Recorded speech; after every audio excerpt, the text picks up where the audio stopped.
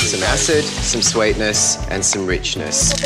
This is what you eat, but this is where it grows. Have a sniff of that. That's a beautiful piece of beef. Nicely aged, bit of fat on there. We're making booze and we're having a hell of a good time. I sit between a grower and a chef. Is this a food? Is it a medicine? It's like discovering colour TV after years of watching black and white. Hello, I'm Pip Courtney. Welcome to A Taste of Landline, with a sip of gin and a return to the world of the bullock train. Righto, and again. I'm a third generation bullocky in Tomarong. My grandfather came here in the early 20s and his job was driving a bullock team, working in the bush. It's just sad that there's not any more around. There's only a few of us keeping our passion going, keeping that old part of Australia going. 3/4 of bacon sold in Australia is made from imported pork. And I found out the local pork industry is fighting back. Even after cooking kilos of it for his customers, Brisbane chef Stephen Hansel still finds bacon irresistible. Oh, that sizzle, that crack, that pop, that fatty, juicy, gorgeous bacon could be a lady. I'd definitely marry it.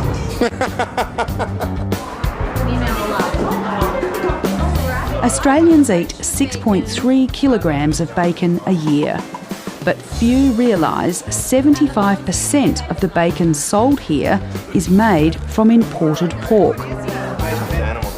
Stephen Hansel doubts his customers know the figure is so high. I would definitely say no, they're not aware of that. Even myself wasn't 100% sure of those stats. When I heard those stats, it kind of freaked me out a little bit too. Stephen Hansel buys bacon from the Black Forest Smokehouse in Sydney. When told he'd have to pay $1 a kilo more because Australian pork was 30% dearer, he didn't balk, as he wanted to buy local and, he says, it tasted better. And I'm all about the flavour. It's got to be the flavour, the flavour, the flavour.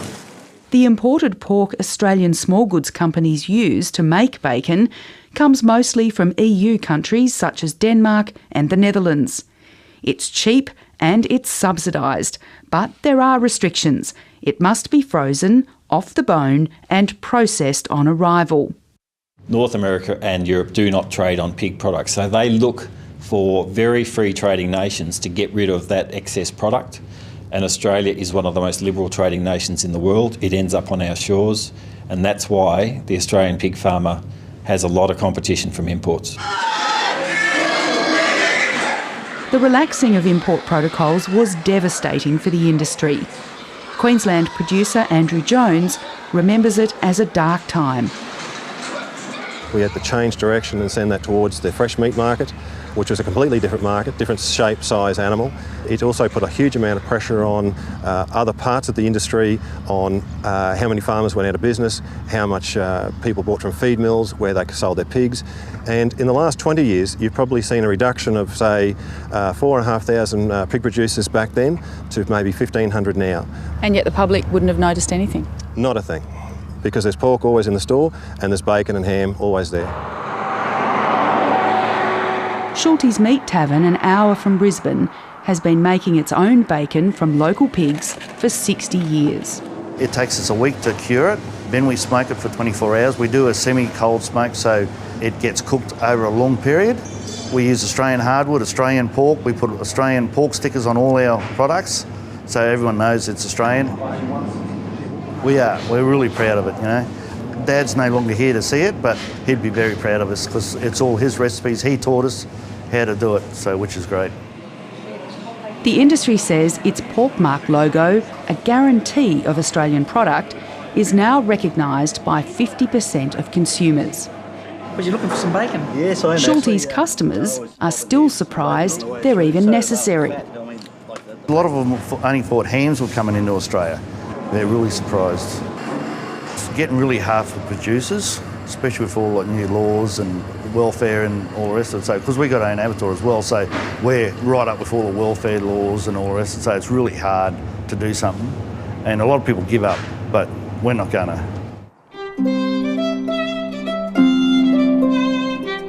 Pialigo's bacon is done the Irish way: cold smoked, cured, then cooked. Peter Curry says it's more expensive, but they're selling a tonne a week. Once you taste it once, you see the difference between it and the regular run-of-the-mill bacon, and I don't think there's any comparison. People will always go for the quality at the end of the day. My vision for pork is to create pork the way it was done years ago, not pork that is just injected with water and all the sulfates and all the rubbish of the day. Andrew Spencer is heartened by the rise in artisan bacon producers, as bacon follows in the footsteps of Australian coffee, olive oil and cheese to carve out a high-priced niche. There's always something to talk about with bacon. We call it the chocolate of meat. The white spirit, once known as Mother's Ruin, is making a comeback. And Australian distillers are trying to ride this new wave of popularity, as Kerry State reports.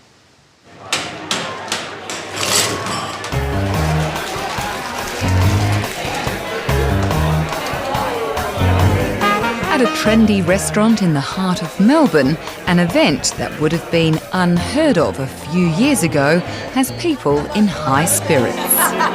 Who would have thought a gin degustation, where you kind of maybe start with a wine and then move to the real stuff? Each course of food in this degustation is matched with a different gin cocktail. The classics are all being served: the G&T, the Martini and the Negroni.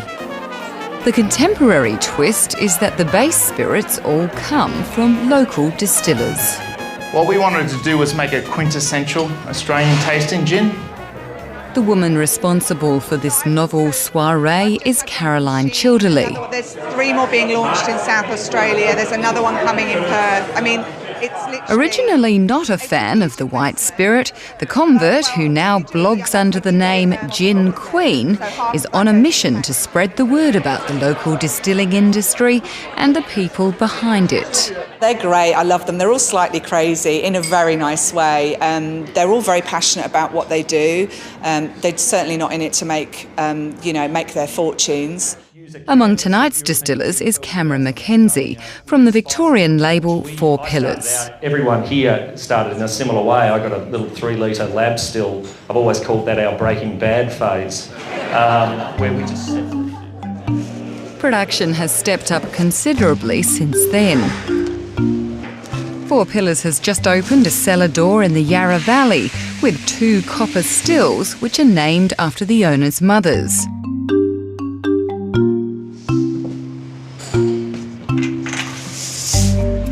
Making gin has also turned into a full-time job for Cameron Mackenzie, who used to work in the wine industry with business partner Stuart Gregor.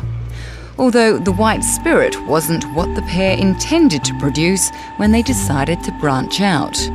Stu and I actually wanted to make tonic water, and then we realised that was going to be about 1 billion litres to do such a crazy project. And he sent me a text one night at about 3 o'clock in the morning that just said, why wouldn't we just make gin? There are various ways to make gin, but most of the Australian craft producers start with pure ethanol that's usually made from grains or grapes and redistill it with various botanicals to add flavour. Gin, I think, is a really easy step from the wine industry because it is the greatest of the white spirits. It's aromatic, it's textural, it's about balance, it's about flavour. And when it comes to flavour, there's one golden rule. We start with juniper, which is the backbone of all gin. You have to have this to be gin. Simple as that. Juniper berries are actually more like small pine cones than berries, which is why gin has a pine flavour. Cameron Mackenzie uses some of the other common botanicals too, like coriander and cardamom. But he's also bringing the Australian bush into his brew.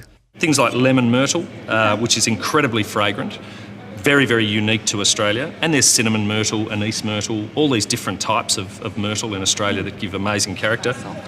That's Tasmanian mountain pepper, grown in the highlands of Tasmania. So think dried herbs, green tea, white pepper.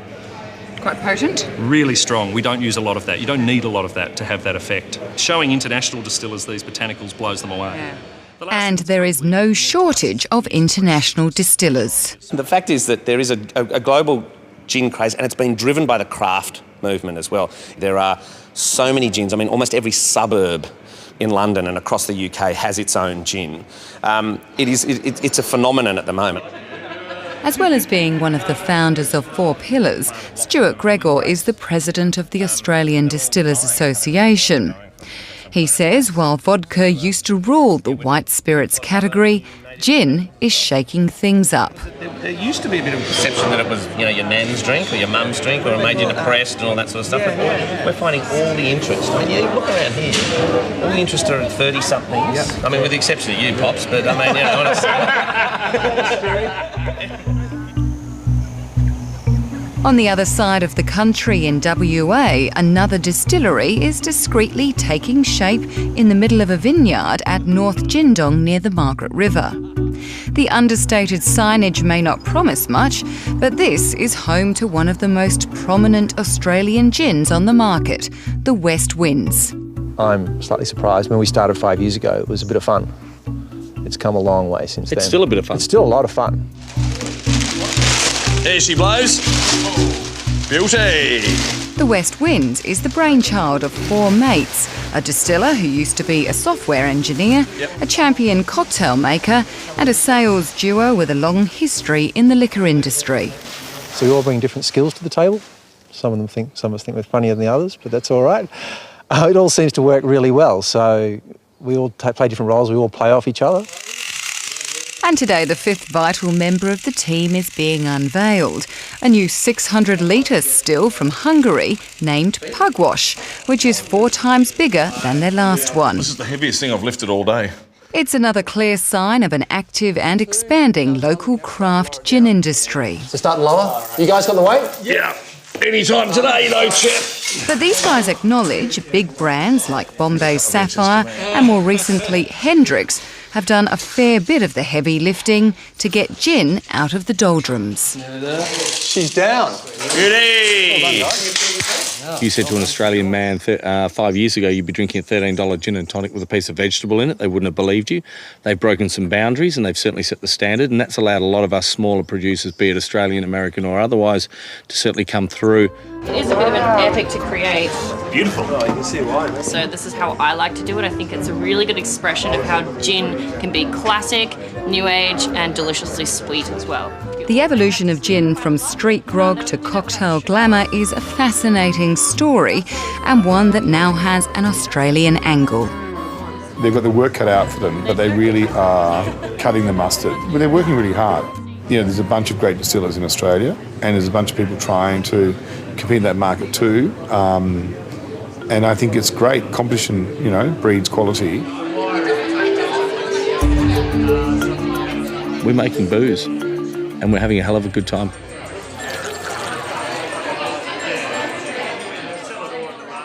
Bullocky teams were once commonplace in Australian forests, dragging huge logs to sawmills.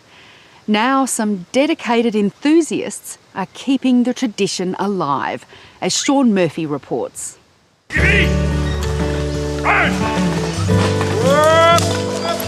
Ron McKinnon is a bullocky. He drives a team of heavy-lifting bullocks to drag logs from the forest to his on-farm mill. Machinery to do that, but it is nice to still use the bullocks as my ancestors did. I'm a third-generation bullocky in Tomarong. My grandfather came here in the early 20s, and his job was driving a bullock team, working in the bush, just like we've been doing. And my father and uncle, that's what their job was when they were young fellas, driving up to 16 bullocks, falling the timber with the axe and pulling them with the bullocks into the dump or to the sawmill. Righto, and again. Billy! Ron McKinnon's bullocks were bred as dairy cattle. He buys them as young steers and has to train them from scratch to obey his command. Gimme! So do the bullocks have to know that you're the boss? Yes. There's, up there today, 12 animals working. There's 13 there. I'm an animal too, and I'm the boss. And what I say rules, because I'm not the boss, they would have just walked home. I couldn't stop them. They would have just walked home, but they didn't. I'm the boss. So there's a pecking order. I'm the number one.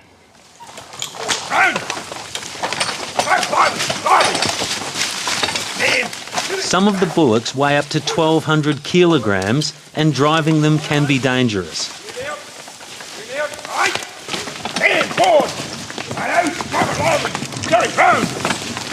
Today, he's breaking in Jimmy, a feisty new lead bullock who's not quite sure of who is the boss.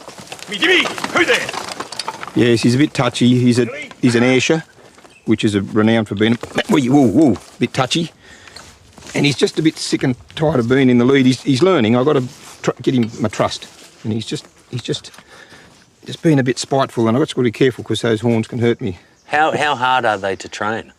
Very hard. I'm lucky here I've got a bullock on the other side that's been trained, so he's with a trained bullock. So he's sort of got to go where this other bullock tells him to, but it takes a lot of work, a lot of trust. Trust. He's a very smart bullock, and that's a typical bullock you have in the lead.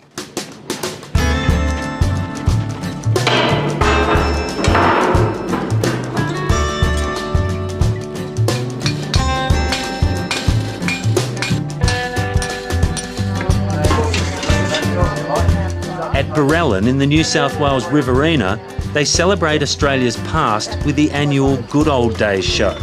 It's a unique slice of bush heritage, showcasing some of the machines, skills and animals that helped build Australia.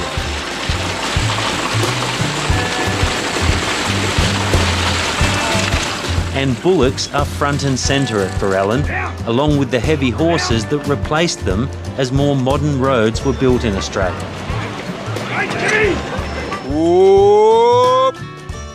Whoa! People don't realise, but the first heavy lot of work that was done was convicts. And then straight after the convicts couldn't keep up, the bullocks were there because cattle came with the first fleet, and bullocks were everywhere. There were hundreds of teams throughout the country, and people today can remember nearly every person who's been in Australia for a while has a relative that was a bullockie, and they think they're pretty unique, but they're not. It's just sad that there's not any more around. There's only a few of us in the Bullock Drivers League keeping our passion going, keeping that old part of Australia going.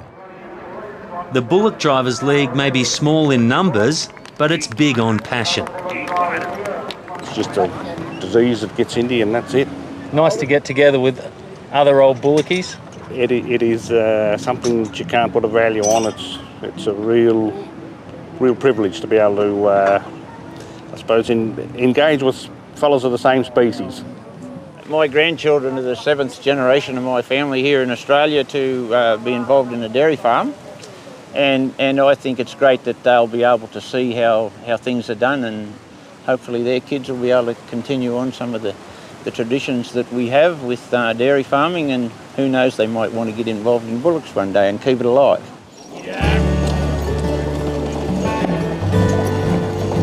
The highlight of the recent Good Old Days show was a grand parade of draft horses and bullocks, each pulling about 3.5 tonnes of wool.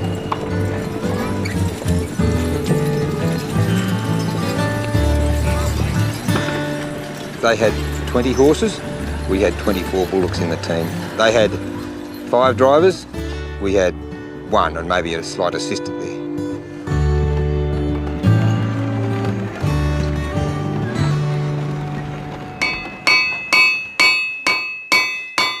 After the show, members of the Bullock Drivers League had a rare chance to witness and record a traditional bullock's yoke being built from scratch by blacksmith Tim Peel. So everything's going to be done traditionally as it would have been done, say, 100 years ago. Out in the little bush blacksmith shops, there was no power, everything had to be done by hand. So we're going to try and recreate that today and do the whole lot by hand. And when the horses and the bullocks went from the scene, probably in the 1930s up to the 1940s, there was a breed of men went with them. There was men that their whole life revolved around breaking in bullocks and horses. So when they went, there was a way of life went, and then the farriers went, the blacksmiths went, the harness makers, they all went. And it was sad to see those trades disappear. So today in this country, there's probably half a dozen people, you count them on one hand, the sort of people that can do that sort of traditional style work now.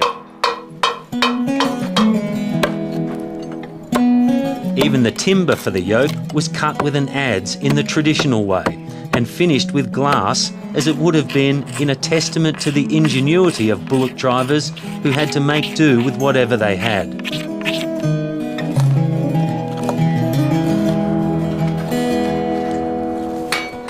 A new yoke for a new generation of bullock drivers, keeping the tradition alive.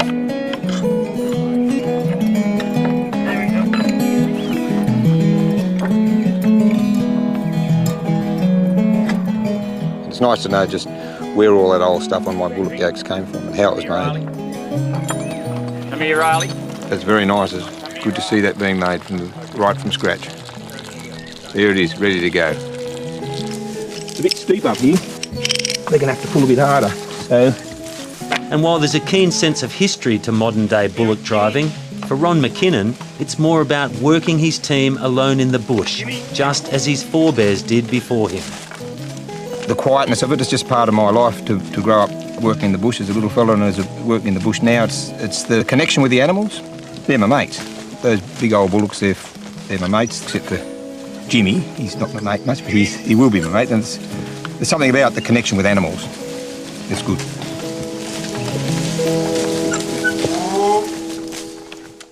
Candy and seafood are an unlikely mix, but a Tasmanian company has developed a new product it calls candy abalone, and it's selling for a massive $1,400 a kilo in China.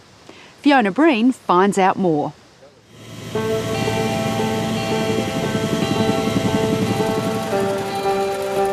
A calm and sunny day on Tasmania's remote west coast is a rare event.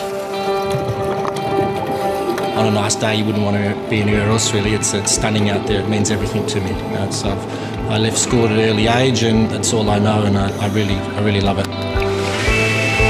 It takes 2 days motoring from Hobart on a 19-metre boat, also known as the Mothership, to get to this breathtaking spot. But it's worth the trek. The ocean floor is littered with abalone.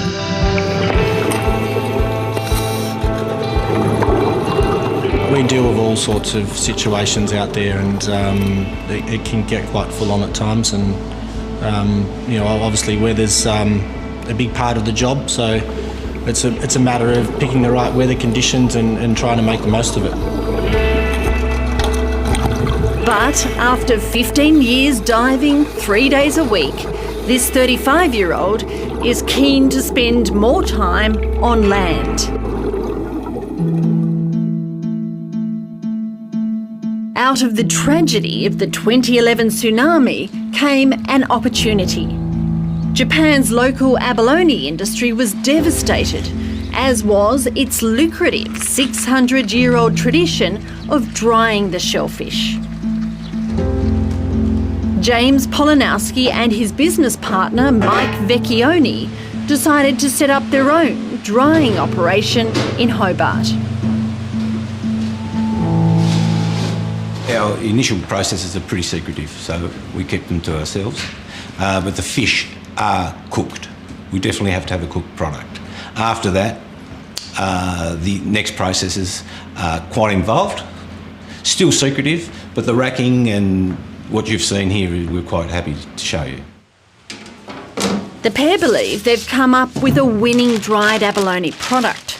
They're calling it candied abalone. It's not literally candied, but it does have a slightly sweet taste. And Chinese customers are paying up to $1,400 a kilo for it. We're not after just a dried abalone. We're after shape, colour, and most importantly, we're after the centre. It's called candy heart. And if we can't get the candy heart, our product is not a high-end product. It just becomes a dried abalone. But candy heart demands a higher premium price, and it's what really drives Chinese to eat dried abalone. The candied abalone goes to a very small, high-end niche market. Most of Tasmania's wild catch goes out live. From the waters here in Tasmania to a restaurant in mainland China in as little as 4 days.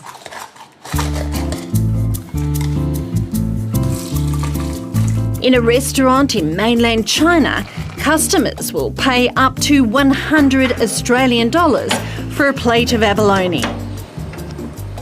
So this is a typical way of cooking abalone in China. Takes many hours to prepare. Basically we've braised some abalone in some beautiful stock for a couple of hours, and then it's been served over braised bok choy and snow peas, and features fresh shiitake mushrooms.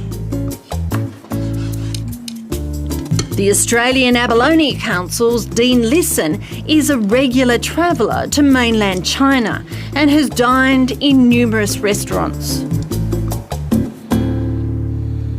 So in China at the moment we've got a new demographic, massive new demographic of what they term the mass affluent. So we've got this rising and expanding middle class, and so it's an aspiration for them to, at some stage, be able to eat wild-caught abalone.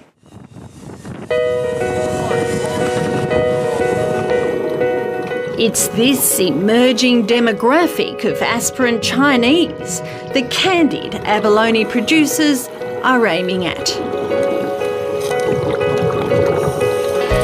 The abalone industry needs value adding. It can't just survive on life.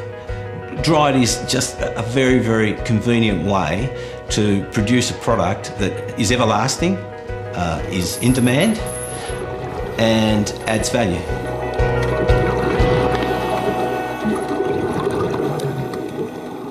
Next week on A Taste of Landline, we look at Brussels sprouts, beef and even salt. I'll see you then.